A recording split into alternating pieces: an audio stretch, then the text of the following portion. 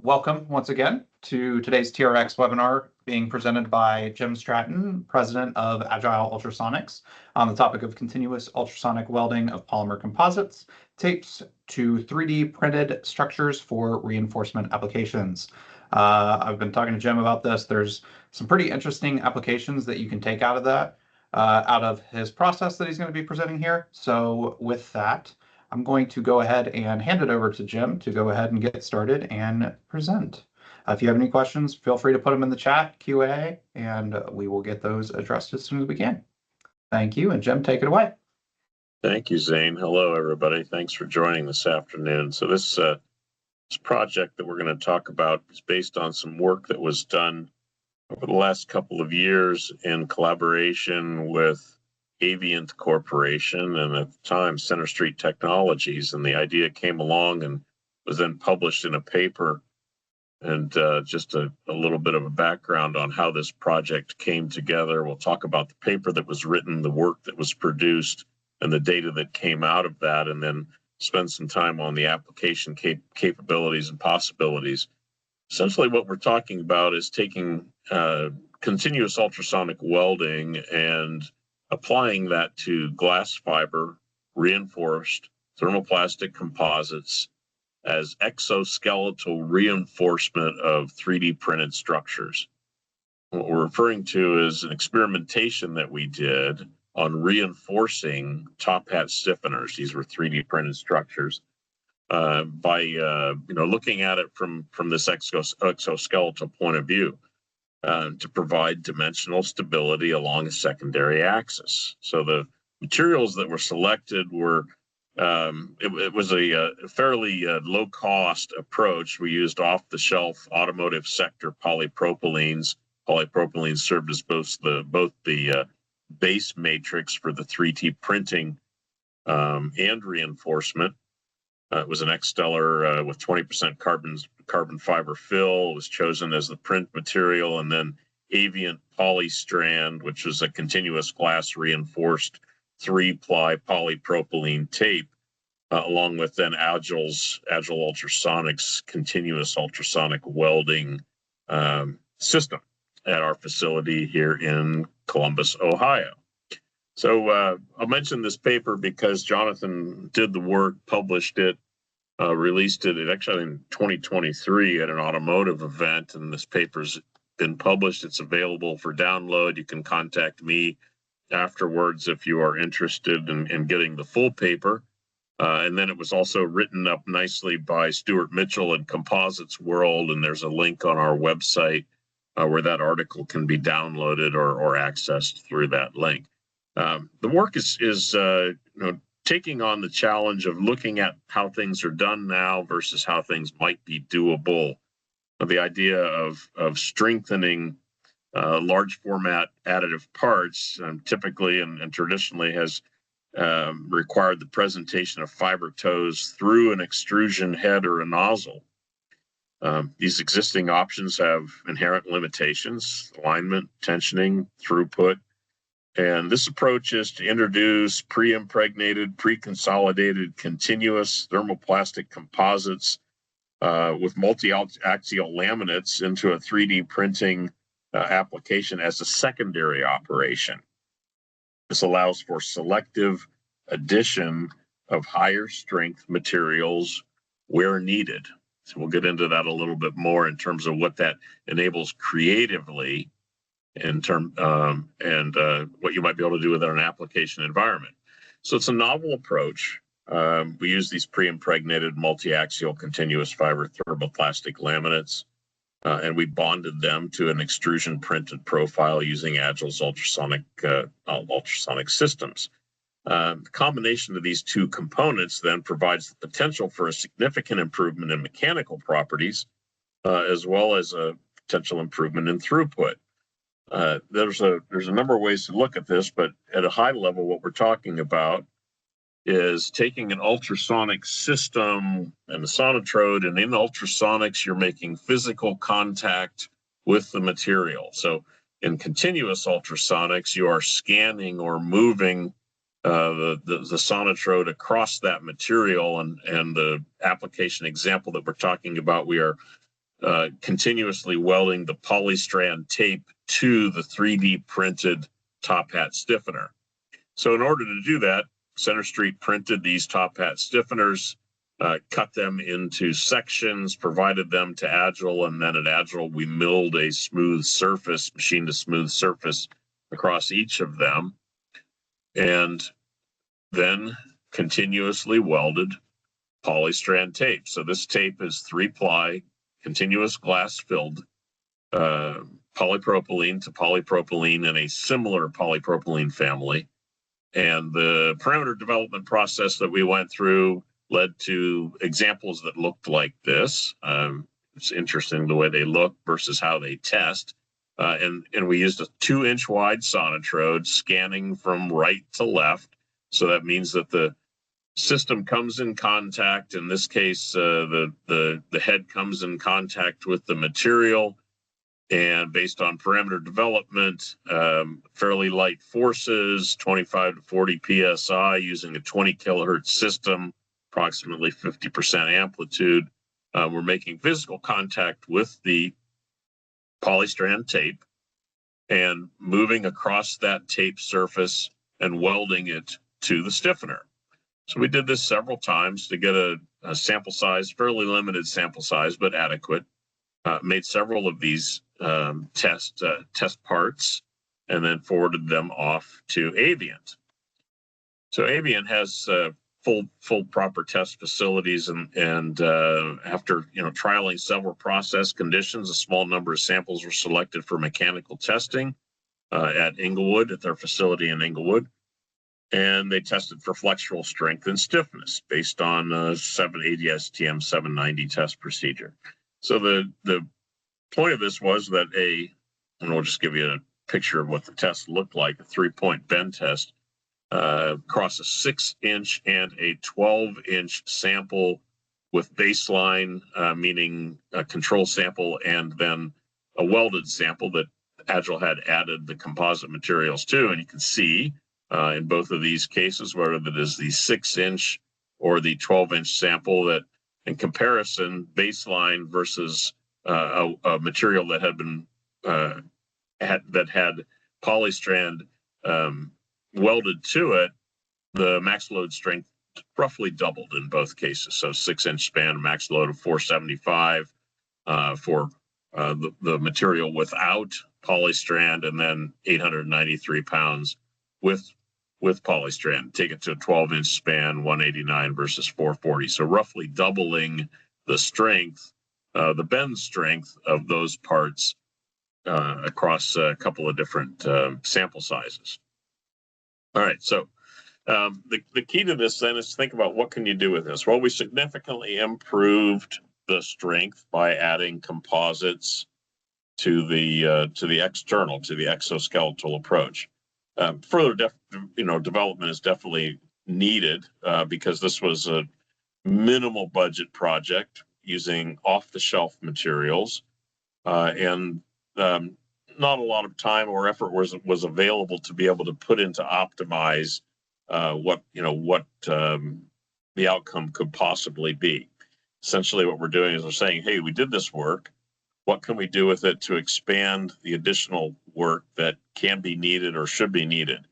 And when you take a look at this, from a creative perspective, then you ask yourself, well, where could this possibly go? Right. So can we get lighter, stronger, and more complex? So this is a top hat stiffener example. If you put composites on one side of it, and it is a 3-ply continuous, fully consolidated polystrand composite, and you doubled the strength, what would happen if you put it on both sides of the stiffener? What would happen if you optimized the surface of the stiffener or made it 4-ply instead of 3-ply or 5-ply or 6-ply? In this case, it is a continuous glass fiber fill, what would the possibilities presented if it was carbon fiber filled or nylon filled? If you think to the next level and you think about what is going on here, really, the 3D printed material becomes the substrate. The composite provides the structure. And so if that's the case, if the resins match and they match perfectly, there's no limit to the number of times that you should be able to print, add composites, print, add composites. If the 3D print material becomes the substrate and the structure comes from the composite, you need less 3D printed material. So it can become lighter and more complex in a repeated way. So the option then to reduce the volume of 3D material amounts to potential for lightweighting, and that layering then becomes really an unlimited amount of creativity that can be applied. Well, think about what those applications could be. Certainly there are welding in space applications or materials joining in space applications, but NASA or the space industry being a fairly small customer of 1 or 10 worldwide, it makes for nice PR and it makes for a nice future. Really, the question is, what can we do in today's world that might bear fruit and create business opportunities and research opportunities for everybody to collaborate and take this and run with it? Well, one of the things that comes to mind is autonomous watercraft. The idea of what is going to happen over the next 10, 20, 30 years with autonomous watercraft is that there is going to be a very large volume of autonomous watercraft that need to be able to be customized either at sea or near sea. And the thought being that if you have a lightweight, low-cost polypropylene shell or something else, that's conducive to that environment, a stack of hulls, say, with an inventory of parts that need to go into those hulls to serve whatever the purposes may be, an inventory of decks that need to be placed onto those hulls so that they can be launched into the water. What would you do to approach that? Well, you'd have a robotic system. You'd have pre-printed or pre-formed, pre-stamped hulls. You'd have the components that are going to be added, and then the deck or the top would need to be placed on top of it. Largely, that can be done with additive, robotic, ultrasonic systems in a fairly lights out environment. Of course, it all has to be developed, but that's an idea of what could you do with this to be able to take it and run with it. If you also then think about what ultrasonics is capable of, in ultrasonics, you're making physical contact with the material and you're creating through thickness viscoelastic heating. Well, if I take that ultrasonic tip and I place it just out in front of the print head, I can warm up that sublayer before the warm resin is deposited on the cooler layer below. So think of ultrasonics as a means of improving the interfacial interlaminar bond that's one of the constant challenges in large format additive manufacturing. If I take that same sonotrode and approach it from the side as if it were a paintbrush, after the part has been formed, again, I'm reintroducing viscoelastic heating into that thermoplastic material and can attack that interfacial and interlaminar bond from another direction. So the idea being, that there is this tool that offers exoskeletal secondary processing that can be applied to thermoplastics that are printed or in a combination of printed or stamped applications where the structure can be gained by the addition of composites, avoiding the challenges of getting the filament material into the extruder and instead putting it on the outside. So that is the nexus of the ideas. What can we do with this, and what are the kinds of applications? So autonomous watercraft is an interesting example because it gets a lot of traction. But also just imagine any container that needs to be as strong and as light as possible. So if it's a shipping container or some type of container that needs to be protective, whether it's a battery box and it has multiple layers of different resin types to serve different purposes. Composites can be welded to the outside, at the seams, at the corners, as an exoskeletal structural add-on. So like I said, this was written up also very nicely by Stuart Mitchell on Composites World. And the point of that being that there's an article on our website, picture of what our environment looks like, our application environment. We essentially make this robotic head. It's a robot agnostic system, and have a number of different applications that we're currently working on. Agile Ultrasonics is in the middle of a phase 2 SBIR, a direct to phase 2 SBIR, awarded by the Air Force in September of 2025 to add closed loop control capabilities to our continuous ultrasonic welding environment.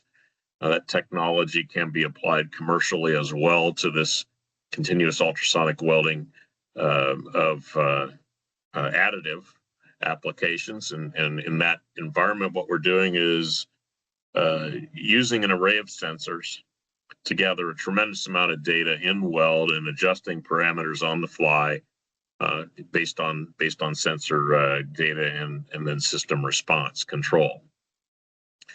So Zane, that's what I have as a general overview. I'm happy to take any questions. Thank you, Jim. I appreciate that. And yeah, you're right on time. That was about 20 minutes. So at this point, open the dialogue to all of the attendees here that are listening in. Feel free to raise your hand, come off mute, ask questions, put them in the chat and in the Q&A, and I'd be happy to relay those. Or Jim, if there's one that you see immediately popping up, then feel free to answer that. But we'll go ahead and start the Q&A session. So would anybody like to start us off?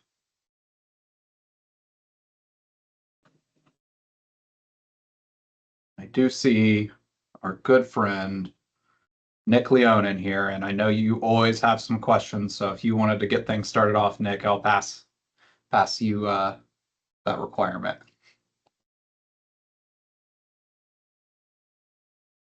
Oh, sure. Put me on the spot. I was wondering, you did mention bending testing that was done on this. Presumably the face that was tested was the bottom face. I mean, the reinforcing correct. was on the bottom face. Was any tensile testing done in the direction of build there? So that would also be the reinforced direction, I guess. So the answer is no. You're correct, though. The face that was tested was the bottom face. So we go back to this was a fairly no or low budget project, and the Gotcha. idea came about from Jonathan Spiegel at Avient, who said, "What if?" and took the idea and ran with it. We were fortunate to have Avient available as the company that provided material and the testing in their lab.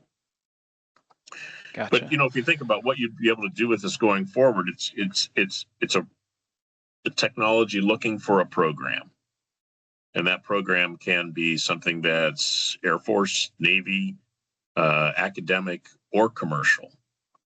And anytime these programs come together, you're planting seeds and finding the parties that are interested, because a submission, whether it's an NSF or naval submission, that there's always going to be a commercialization aspect, and they need to have that vision into okay, this is nice, but is it work for work's sake, or is there an application there? And so the part of the goal today is to make sure that the people that are attending and listening are thinking about not just what do I imagine I could do with this right now, but what could it become? Yeah, I can imagine an application. One of the challenges of 3D printing is that you don't always get the same. You don't always get the same tensile strength in the build direction as in the other directions, and so in there could be applications where this would give you just enough reinforcing in that direction to cover any particular weak load Well, problems there. When I was going through this a few minutes ago, it's if you're from within the ultrasonics world, you can picture things pretty quickly in terms of what we're talking about. A sonotrode is a steel tip. That steel tip can be anything from a half inch by 1 inch to up to 13 inches wide, and it can be smaller than a half inch by a 1 inch, meaning that sonotrode tip that's coming in contact with the material can be customized for any particular application, and there's a lot of latitude there in what you can do with that tip. So if you picture this top hat stiffener turned 90 degrees, with or without the composite material, just picture it as a paintbrush or a squeegee, where I am ultrasonically passing over these the ribs from printing and spreading that out. Not only am I moving the polymer so that the ribs are basically flattened or wiped away, but I am through thickness affecting crystallinity, likely if I'm getting to the right temperature, if it's a semi-crystalline material, and being able to manipulate that printed parts. I don't want to say chemistry, but makeup as a secondary process. Related to that, if I could camp on that question for just a second there, because it does have the capability of smoothing the surface, is it necessary to machine prior to the tape application, or could it smooth as it's welding the tape to it? Yeah, so there's two different parts to that answer. The first part is if you just wanted to take a 3D printed part and affect it with ultrasonics without adding composites, then you should be able to smooth that. Gotcha. Probably not to the effect that milling or machining, but you could smooth that because you would also then be what's the right word for it? Spreading the thermoplastic, from ply to ply. The second thing then is when you are going to add composites, you do want a smooth surface to weld to. In ultrasonics, the more intimate contact you can get between the two parts that you're welding, the better. Now, it's also well known that energy directors support ultrasonic welding. Energy directors can take all sorts of shapes and forms.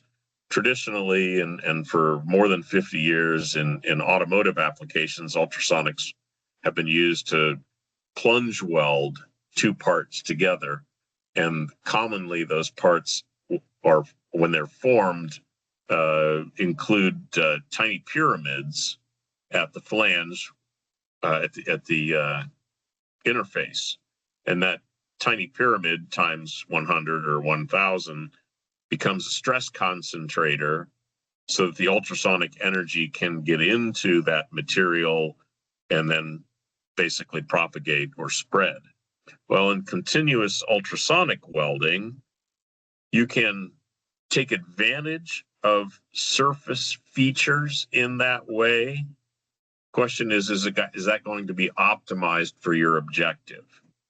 So we also frequently in our additional work where we are welding fully consolidated laminates in aerospace applications, we'll use film inserts.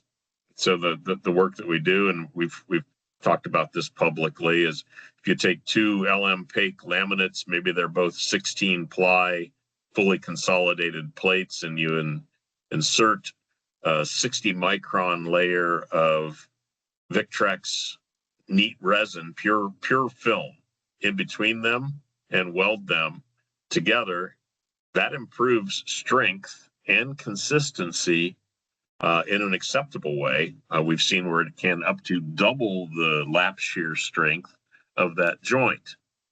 And then by application, perhaps in a UAV environment, that's acceptable because it's not going through FAA approval. You're just experimenting on how to make that joint as strong as possible. So that film can also act as an energy director. Essentially, this is going to come down to some set or subset of applications in mind. If you're looking for a program or you're thinking about how could this be applied in this academic or government environment, there would be some subset of applications in mind. Otherwise, you'd be running wild for years.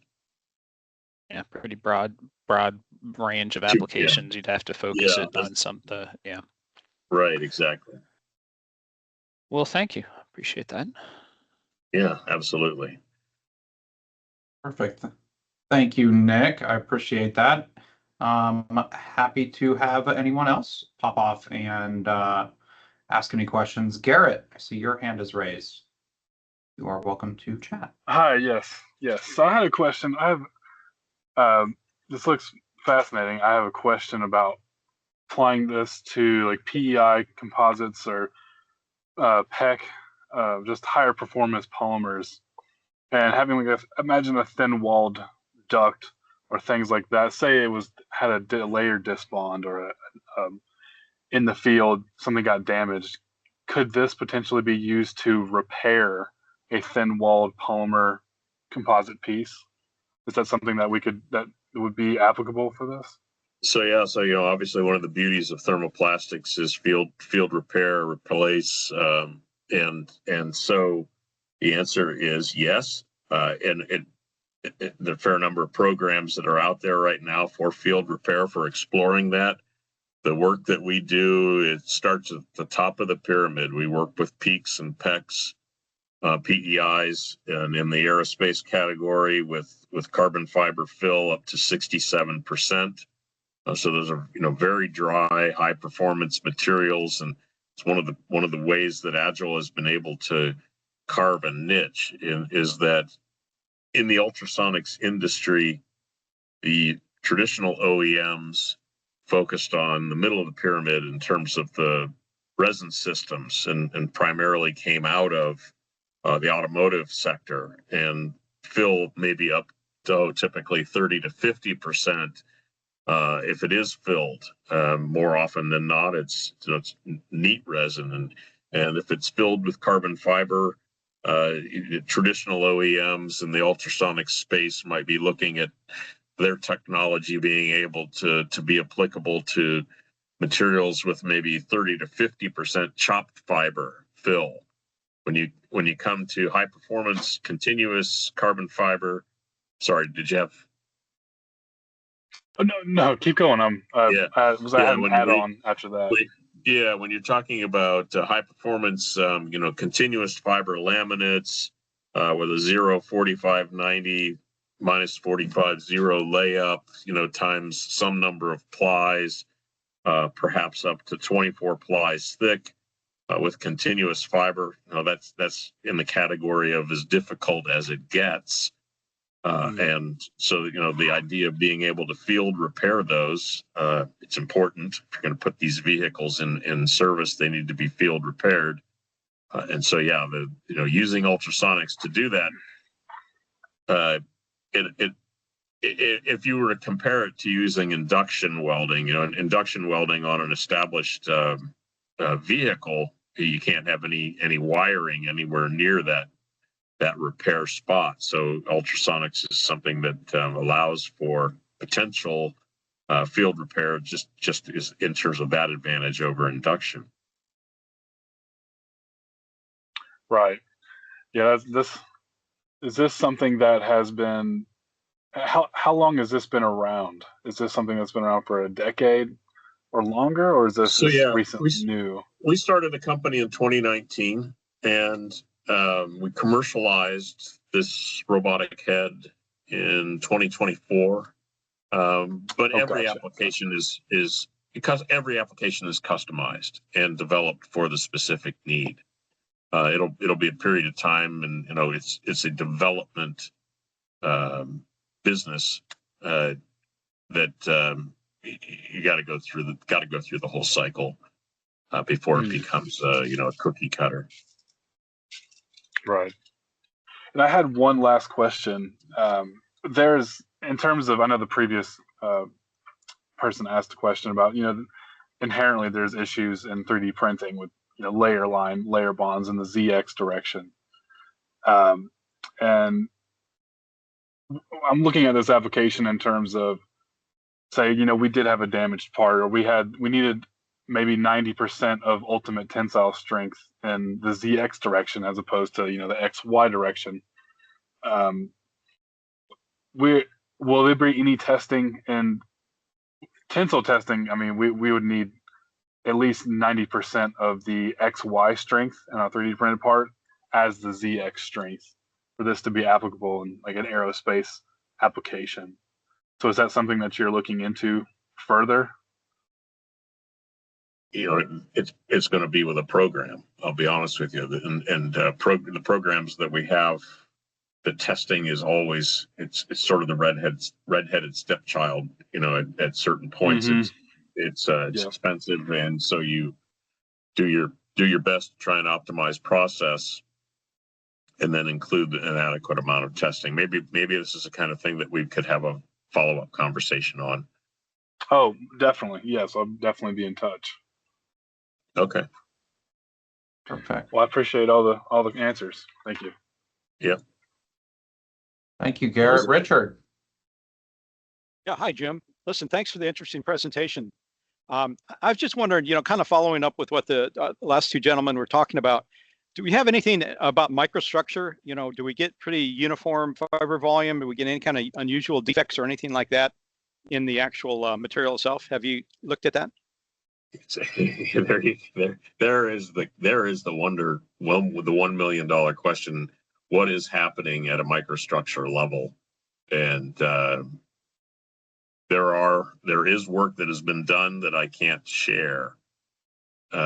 That's about as far as I can take with that at the moment. We know that ultrasonics has an effect on the resin system, on the crystallinity. We're not doing anything to manage cooling rate at this point. We're just working on joining. And so when you start to think about what is the final outcome, first of all, there's no defined objective. So if there were a defined objective, then you'd have the testing that would be associated with that. But in this case, this is taking some off-the-shelf materials, seeing if we can make them stick together. They did. We bend tested them. We doubled the bend strength. We think we could get to 5 to 10x the bend strength through some fairly simple approaches, but then the deep dive into what's happening in the microstructure, it's going to be another conversation, perhaps another side conversation after this call. Understood. Perhaps sometime in the future we'll get more information. I appreciate it though. Thank you. Yep.